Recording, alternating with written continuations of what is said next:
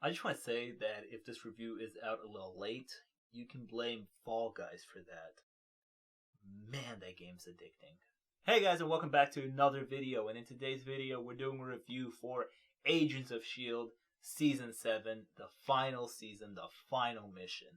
Now, before we jump into this review, make sure you leave a like and subscribe. We're trying to grow, so your like and subscription will help, and even maybe give this video a share if you feel like it. This is going to be a spoiler review for Season 7. I also did make a video a few weeks ago talking about Season 1 through 6. It's a bit of a lengthy video, but it's a kind of a spoiler-filled review of Season 1 through 6. It's a lot of seasons to cover, so go check that out.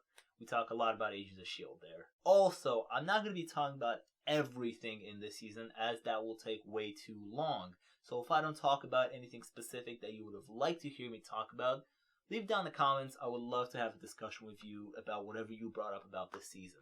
So let's start talking about the general premise of this season. Now, as we saw at the end of Season 6, after we defeated s.h.i.e.l.d., we're right away going into another mission. Gemma shows up and she's like, listen, we gotta go on this time travel mission. Of course, the Chronicoms want to take out S.h.i.e.L.D. They want to take over the planet, but they think that S.h.i.e.L.D. are going to be the only ones that can stop them. So they're going to travel back in time to take out S.h.i.e.L.D. from way back when, so S.h.i.e.L.D. doesn't exist in 2019. So we gotta go on this time travel mission to go and stop the Chronicoms. And man, that concept created one of the most fun seasons of Agents of S.h.i.e.L.D. I have ever seen. This season is so creative and just so much fun to watch for so many reasons. So in the first episode, we land in 1930s, right? Then in the next few episodes, we get into the 1950s, then the 70s, then we get stuck in the 80s for a bit. But this time travel, going from time period to time period to time period, was just so much fun to watch. I absolutely loved the production design this season. Everything from the sets looked fantastic. I don't know how much green screen they used on this. I'm assuming they used a lot. They did have a bigger budget this season. You can definitely tell by just first of all, the sets, the visual effects this season are fantastic. So you can definitely tell they had a bigger budget this season. The costume designs are fantastic. It's just a lot of fun. You can definitely tell that the creators and each director of every episode of these episodes where they were in a different time period really had fun with what they could do to fit that time period. One of the most fun things to see this season is because we're traveling through different time periods, there's a few episodes where we play around with different tropes relating to cinema. So in one of the episodes, we have this kind of 1950s noir film type of episode. It's in black and white. Coulson's the lead, and Coulson has this inner dialogue. By the way, super creative way to do that, to have him have a system glitch that creates this narration dialogue that noir films have. I thought that was super fun. That noir episode is great. Then we have a 1980s sci-fi horror type of thing. So this season, every episode feels unique. Whenever we travel to different time periods, they really want to make it as unique as possible. So when you watch the next episode, you're like, oh, we're doing something different now. We go on this journey through the past. It's kind of funny because Endgame, which was the ending of the Infinity Saga, did kind of the same thing. It did a time travel mission, but in that time travel mission, we went on kind of this throwback road trip through the past, right? We'd be like, oh my god, we're in New York, 2012, that's crazy. And Agents of S.h.i.e.L.D. in their last season, in their last mission, with time travel, do the same thing, kind of. In a way that, we see a younger version of Gideon Malik, or we see a younger version of their dad or something like that. It all starts off with Wilford Malik, the younger version of Malik, and kind of the history of Hydra. And there's a bunch of different references to the MCU, to Agents of S.h.i.e.L.D. There's a lot of fan service in this season, I would say. And I know a lot of people always argue, and they're like, is Agents of S.h.i.e.L.D. connected to the MCU? We don't know. I think the creators this season were like, you know what? We're going out. We don't care what Kevin Feige says. We don't care what anybody says. We can do this. We can make connections. So we're going to say that we're part of this universe. And nobody can really stop them. Let's talk about some character choices this season. So actually what was interesting about this season is that our team was split into interesting partnerships that we haven't seen before. Again, since this is the last season, I thought the writers were like, let's experiment, let's put some characters together. Let's say that some characters will go on a mission with somebody else that we haven't seen them team up with before in their previous seasons. Like, for example, there was a whole episode dedicated to Mei and Yo-Yo going on a mission. We haven't seen those two people go on a mission together, right? That was something different. Another most obvious partnership is Mac and Deke. Mac and Deke get like a whole episode to themselves where they're stuck in the 1980s. So I feel like since we're on this topic, let's talk about that episode. It's episode 7, and it plays around the tropes of these, since they're in the 1980s, it plays around the tropes of these 1980s sci-fi movies. So it's a bit cheesy and corny, but it's supposed to be that way. And I do understand that, but I personally think that compared to the whole season, that episode is my least favorite episode. Now that's not to say that it's bad. It's a good episode, and like I said, I salute the creativity this season, and I'm all for it. I just wasn't a fan of where it was placed this season. Because the episode previously to that, episode 6, is one of my favorite episodes this season.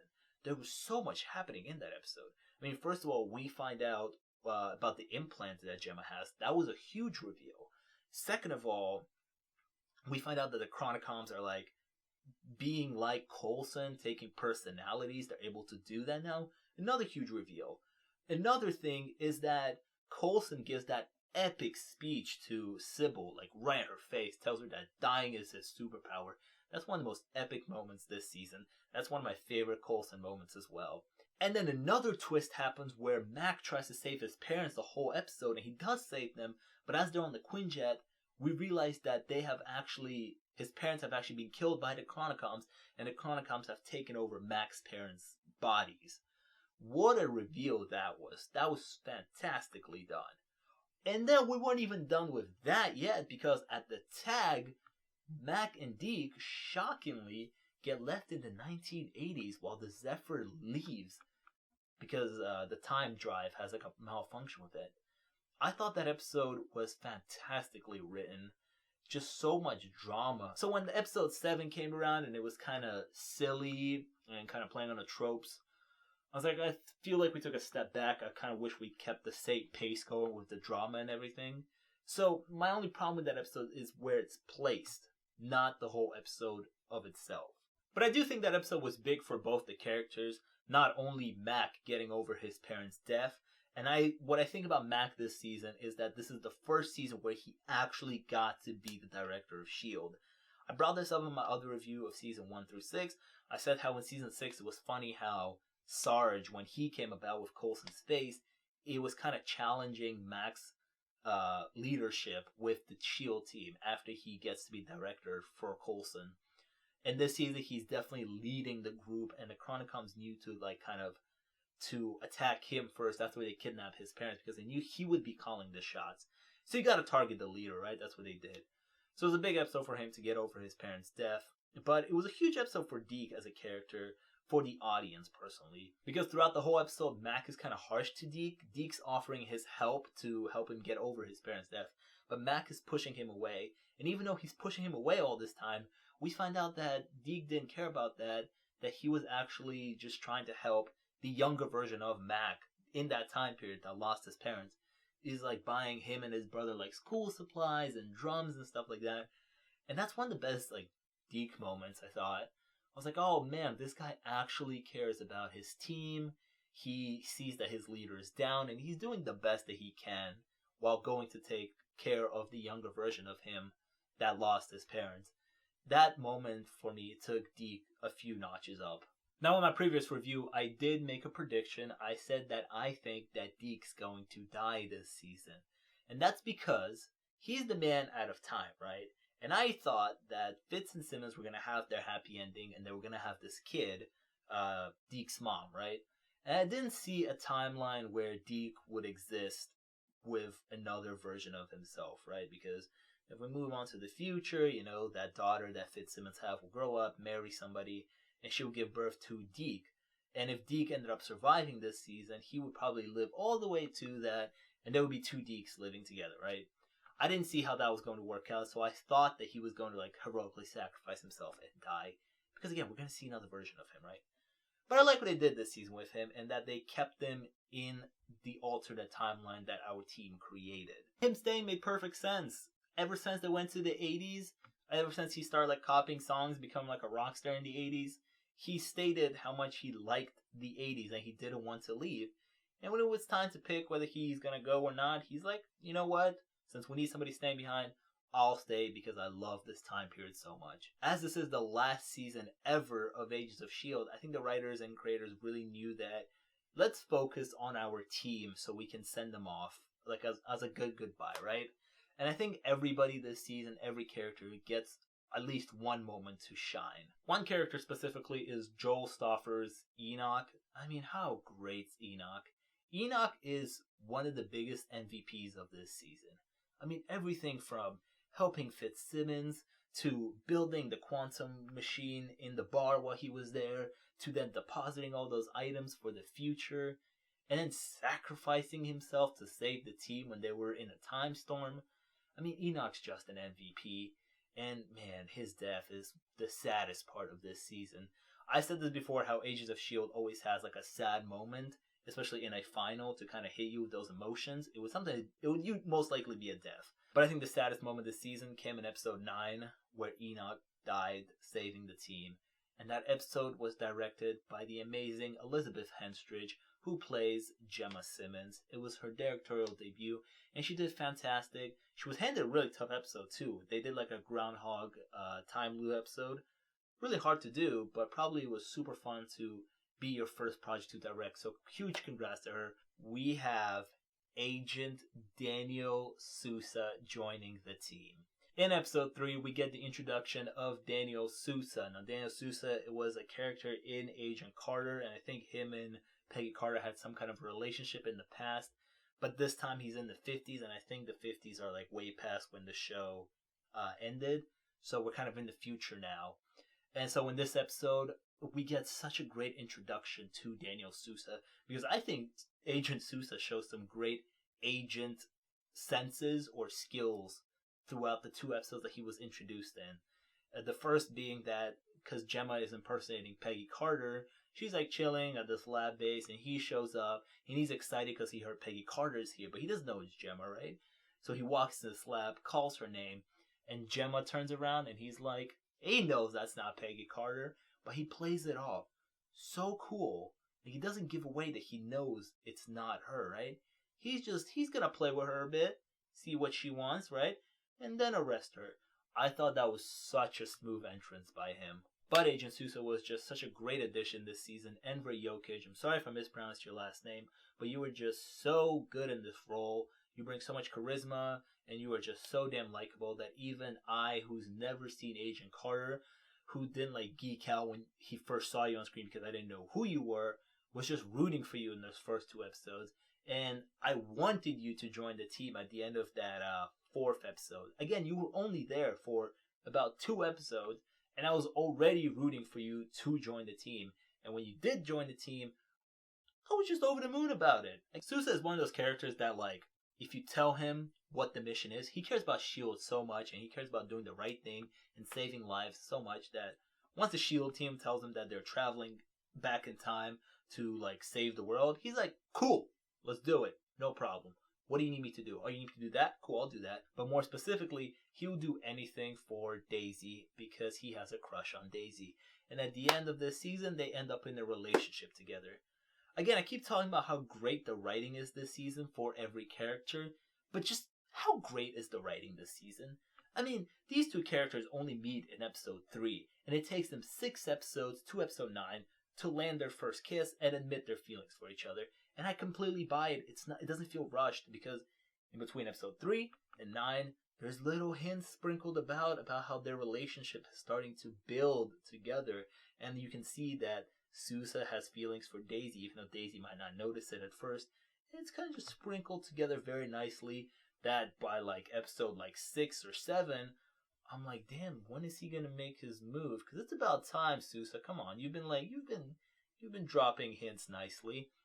I really dig that relationship, and I'm happy that Daisy got a boyfriend that didn't die at the end. Listen, the relationship between Daisy and Sousa, all cute, cool.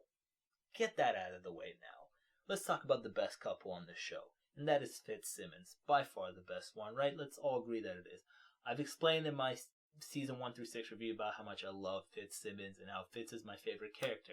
Now, unfortunately, Fitz couldn't be here for pretty much majority of the season because I think the rumors were that Ian DeCasticker, who plays him, had a scheduling conflict where he had to go film another show when they were filming this. So he's only in the last 3 episodes of this season. But, I mean, those 3 episodes are cherished because we finally get some Fitz, and he does play a pivotal role in the final. But Fitzsimmons, I've stated this before, that I don't know where the team would be if they didn't have these two brains working together, solving all the puzzles. I mean, they literally are the ones who solved the time travel thing, saw what they needed to do to stop the Chronicoms, and put the plan in motion. Everybody else, Daisy, Coulson, Mac, the whole team, are just following what Gemma and Fitz set out, what the plan is that they set out. They are the pivotal couple here, and they are the ones who the season kind of revolves around. And this is where the addition of Sousa is a smart choice, because I think the creators knew ahead of time that Ian wasn't going to be able to do majority of this season, so they knew that they were going to lose a key player of the team for a long time. So they were like, listen, we're missing a personality, we're missing a character. How can we fill in that gap? And it's not like, Sousa and Fitz have the same personality or anything. No, they're completely different. But they were like, listen, we're going to get another great character. We're going to slot him into the team. And, we're going to have a bit of a different team now that Fitz is not here. And honestly, because of the addition of Sousa, I feel like I didn't miss Fitz this season. I still wanted him. I was like, where's Fitz, But I didn't miss him as much as I thought I would. And that's, I think, largely due to the part that we got Sousa joining the team. Another interesting development this season is for Agent Coulson. Now this season, Phil is an LMD with Chronicom hardware and stuff like that. And he has Phil's personality, but he's not him. And he has an interesting conflict within himself that he doesn't want to be a machine. He says that a few times about how he questions whether he has a soul or whether he's actually living. He doesn't like the fact that people look at him and think that he's a machine. He doesn't like the fact that he looks at himself and knows that he's a machine. So that's an interesting conflict that they had with him. And honestly, at the end, I kind of wished that this Coulson, the LMD, either died or shut himself down. And I think the whole season having this conflict and this development within Coulson that he's not comfortable being a machine, that a perfect conclusion would have been to put this character of Coulson to rest. You just can't have that ending of the whole team sitting in a bar without Coulson. So I understand why they didn't, shut him down or kill him off, because this whole thing started with Clark Gregg, and Clark Gregg is fantastic as Coulson. Again, Coulson was in Iron Man 1. He's been within the Marvel Cinematic Universe even longer than Robert Downey Jr.'s Tony Stark. He's the link between the movies and the TV shows. Clark Gregg, fantastic as Coulson through 7 years. Thank you for everything. And I'm happy that the final shot was him looking at this cool new upgraded Lola, saying cool, and flying off into the sunset. I think that's the perfect ending for his character, although I wouldn't have mind if the robot version of him, because he wasn't comfortable being a robot, was shut down. Let's talk about some of the weak links this season, and that is the villains. I thought the villains were a bit poor. The Chronicoms themselves are extremely inconsistent. I mean, I like the fact that they're androids, but they're also living. They're also sentient. It's interesting. Creates some interesting dynamics there between them.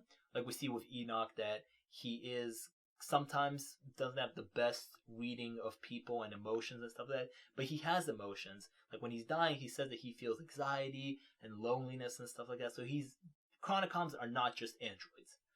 But they're supposed to be super strong, right? Because they're kind of like androids. But sometimes somebody like Mac, I understand Mac's a strong guy, he really is. But he goes toe to toe with some of them hand-to-hand combat. I mean, Chronicoms are either, sometimes they get easily knocked out, or sometimes they don't get easily knocked out. So I think in that aspect of how strong they are, I think that's a bit of an inconsistency with this show. Also, it's hilarious how Sybil got taken out. like literally how she got taken out.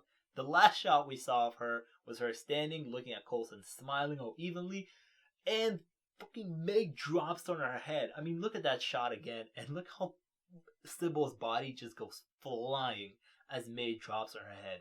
That was just so funny to me. This season as well, Nathaniel Malik also joins halfway through the season because Agents of S.h.i.e.L.D. does this thing where every season we kind of have two different problems happening where we split the season into two halves. So Nathaniel Malik takes Daisy's powers and he's the villain and stuff like that. And at first, I liked Malik. Like when he's in the barn and he's talking to Daisy about how he's going to take her powers and she's like, "You haven't even seen the half of it." I really hope not. And a cool thing to say, by the way. Your whole vibe is just great. A few episodes later, he turned very cartoonish. He had this dumb robe, and they gave him this stupid little goatee, and he just looked dumb, personally. I hated his look. And he just turned very cartoonish. He was talking about how his motivation was anarchy. I was like, what are you, the Joker from The Dark Knight? No, that's not working for me.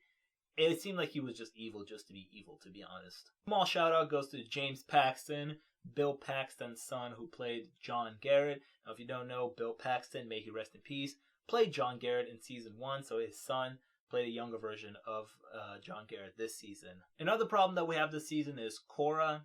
Now, Cora is Daisy's younger sister, who Jiaying had, back in the 80s, 70s, that ended up killing herself because she was afraid of her own powers. But in this timeline, Nathaniel Malik stops her from killing herself. And the thing about Cora, I'm very conflicted because at times I really don't care about Cora. And that's because I feel like, we get introduced to her in like one episode, and for just a little bit, we see this scared Cora, this Cora that's on a good side, and then Malik just twists her, and now all of a sudden she's evil. She's wearing all black, so she's evil. She's like killing people and stuff like that. And I felt like we didn't see like the other version of Cora enough to know like what's the difference, that there is some good in there. We didn't get that much of her and Daisy interacting, building that sisterly bond. So that whole way of just because she's Daisy's sister, I have to care about her, personally didn't work for me. I just didn't really care about Cora. I know she is the key to, the victory at the end, because she like boosts the signal with her powers. Even Fitz says that she was the pivotal key here. I understand how she was utilized in the story, but personally just overall Cora and her personality, she was fine, right? So these last two things are not really negatives, I would say. They're more like nitpicks maybe. And number one is that May this season becomes like an empath. She develops these powers that, first of all, she touches somebody, she can feel what they're feeling. Then throughout the season, her powers grow stronger, and she could like sense what everybody else is feeling without even touching them. She utilizes them to give the Chronicoms empathy. I get that. But does she have her powers? Is she going to keep her powers? What is she going to do with them in the future? Because I feel like this whole power thing was like a really big step for May this season. I feel like we didn't get a conclusive answer of what May is going to do with those powers, or even if she has them. And the other thing is pertaining to Yo-Yo's powers. Now, for half of the season, Yo-Yo doesn't have her ability, doesn't have her fast-moving ability where she runs super fast and bounces back to where she was. And I think this season what the writers did is that they nerfed her on purpose, because there could have been a bunch of times earlier where if she did have her powers, problems could be solved pretty easily. So they nerfed her. And for some of it, we're thinking that it's the Shrike that like consumed her in season 6 that like is poisoning her and taking her powers away. But then what we find out is that it was just all mental, that she was like blocking her own powers, and that she actually was bouncing back herself and didn't need to do that. Her full power set is that she is pretty much the Flash, and that she doesn't need to bounce back. She can just sprint, no problem. And I get that. I like the fact that her powers develop. I like when superheroes don't just have everything off the get-go and they have to train and develop their powers further. But I just didn't like the way they resolved that whole issue of her not having powers, that it was all like mental. I didn't really buy the whole fact that she was mentally blocking her own powers. So finally, let's talk about the final and how it all ends and how we resolve some of these things. Now, I really like how we resolved things with the Chronicoms. I feel like some people were like, wow, we solved this through the power of friendship. I wanted to see like this big final battle to end the season. But personally, I like the fact that we gave the Chronicoms ability to feel empathy, right? Because I think what Enoch taught us, the biggest thing Enoch taught us, is that Chronicoms are like I've said before, they're actual beings that are able to feel things and they want to survive and live. Their whole goal is that they want to find a new planet for themselves because they don't want to go extinct. So they have a fear of dying, you know? They're actually living. And Enoch showed us that. So it makes complete sense that we don't try to kill all of them and wipe them out, but instead we try to give them Enoch's abilities to feel things. We make all of them like Enoch, because I think Enoch is a one-of-a-kind Chronicom. He is able to understand friendship, able to understand love and, sacrifice, and, he's able to show care, that he cares about the team. And he's one of a kind, definitely. And they make everybody else like Enoch because they want to show them that humans and Chronicoms can be friends and can coexist. That they didn't need to come to Earth and be like, you know what? This is going to be our home and we're going to just fucking wipe out the human beings. We don't need them. They're weak. No. We're going to show you that we can coexist. That you can stay here on our planet, but you don't need to wipe us out. We'll give you a home. Just coexist with us, Don't attack us. We're friends. Because what did Max say at the end of Season 5? When they're about to go on that final mission, they say, what does S.h.i.e.L.D. do best? They save lives. And Chronicoms do have lives. So the best thing to do is to teach them and to grow together. Alright, let's recap where our main characters ended at the end of the day. So Fitzsimmons, after the final mission, they retired. It turns out that they had a daughter that they gave birth to when, they were in a time machine, and they spent a few years together before they came back to the final mission through, time travel and all. By the way, first of all, forgot to mention this completely. Fantastic writing at the end there to connect it all back to Season 6. I mean, everything's connected back. Those people in the hazmat suits that were helping fucking Gemma with May and stuff like that, it was them from the future. I mean, I'm just wondering how far ahead the writers thought back then, to kind of loop it all back around. And I did say that Season 6 did create some plot holes, like, for example, that Flint was made and he just kind of disappeared on a Quinjet with Piper. And where did they go? No. I'm dumb. I know nothing, because they came right back around to help the final mission. We didn't forget about them. They're there. I really like that. I love the way they kind of looped everything back around to tie everything together. So yeah, I got off track. So after the final mission, Fitzsimmons, it's revealed that they had a daughter. By the way, they have the cutest little actress to play their daughter. She has both of their accents. Yeah, she even has the accent. It was just the most adorable thing ever. And after rooting for this couple to have a happy ending, they get their happily ever after ending with their daughter. It was just so nice to just see them chilling at a park and having fun. Next, we got Yo-Yo, who is on a mission. She's still an agent of S.h.i.e.L.D., and she's on a mission with Piper. And then LMD Davis. It took me a few hours after I watched the episode to realize that the thing that Piper asked for, because Gemma tells her she'll give her anything if she just stays there and protects that box, that Piper asked for her best friend. I mean, get a friend like that for yourself that when you die is gonna ask, that can have anything in the world, and they're gonna ask for an LMD version of you. I mean, it's a bit weird, that they're bringing people back to life, and after the whole thing of Coulson not being brought back to life, it's a bit weird that they brought Davis back, but maybe Davis is cool with being an LMD, right? May's ending is that now she's a teacher at the academy, which is a cool and really nice ending for her, because knowing how much S.h.i.E.L.D. means to her, it's nice that she doesn't have to give it up completely. She's just not in the field work anymore because she's done with that, but she can pass on her wisdom to a younger generation like Flint. And Coulson Academy, what a nice touch. I mean, how much did Coulson do for S.h.i.E.L.D.? He did a lot for S.h.i.E.L.D. I also like that Mac is pretty much the new Nick Fury. I mean, he's standing on a helicarrier, wearing a black trench coat. Come on, that's very Nick Fury-esque, right? And I mean, I like that he didn't like retire after this because he's been director for a very short period of time. If he did that, right? I like that he's continuing this thing and that he's gonna keep being director of S.h.i.e.L.D. Coulson rides off into the sunset in this cool new looking Lola. Uh, just a very nice ending for Coulson. Again, Clark Gregg has been there since the start, all the way back to Iron Man 1.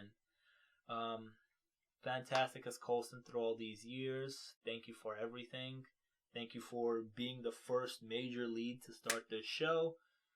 Yeah, it was just nice to see that nice, cool last shot with the guy who started it all. And the last ending is Daisy, Sousa, and Cora. They have their own team and they're on Zephyr 3 now. And they're up in space doing like space missions or whatever. So it's a happy ending for Daisy because now she has a sister and she has a boyfriend who's not dead. So that's cool. Now there's some speculations. People have made rumors and people are speculating whether we're going to see Daisy Johnson again in the future in the MCU. Whether they're going to form Agents of S.h.i.e.L.D. I forgot what S.h.i.e.L.D. means. I forgot what it stands for. But I know they're like a space Agents of S.h.i.e.L.D. I know that. They're solving like missions up in space on different planets. And it's very clever for the writers to leave Daisy Johnson for her last shot to be up in space. Because I don't know if they know that there's gonna be an Agents of S.h.i.e.L.D. on like Disney Plus or whatever. I don't think there's any talks for it to happen. But they're like, listen, in the future, if you're gonna do that and you want Daisy Johnson, guess what? We already set her up in space for you. She's ready to go. She's up there. Get her on the mission. So I really like that. I don't know if it's going to happen in the future, if we're going to see her again or not. I would like to, because I like all the characters from Agents of S.h.i.e.L.D. I also don't know how I would feel about it, because I think what makes Agents of S.h.i.e.L.D. is the team. You know, Fitzsimmons, Coulson, Mac, Yo-Yo, everybody. That's why it's called Agents of S.h.i.e.L.D. It's not called Quake. You know, everybody around makes everybody good. So I don't know how I would feel about just Daisy Johnson getting her own show. But I'm all open for it because I think Chloe Bennett is fantastic as this character. And again, I would like to see her integrated into the future of the MCU in some kind of way. So yeah, that's how Agents of S.h.i.e.L.D. ends. Honestly, one of the greatest superhero shows there is. One of my favorite TV shows just in general. And I know a lot of fans will be sitting there and speculating whether it's connected to the MCU or not connected to the MCU. I mean, honestly, like, who cares if it is, right? I personally think that it's all connected. I've been thinking that since season 1, and I've never had a reason to doubt if it's connected, especially after this season, all the references to the movies and all of that. There will be some people sitting there and questioning it, but honestly, who cares if it is? If it's not, doesn't matter. We still got fantastic 7 seasons of great characters, fun missions, all of that. If you're one of those people that's been saying like, oh, it's not connected, so I'm not going to watch it, well, congratulations. You played yourself and you're an idiot because you missed out on a great show. So go watch it. It's great. That was my review for Agents of S.h.i.e.L.D. Season 7.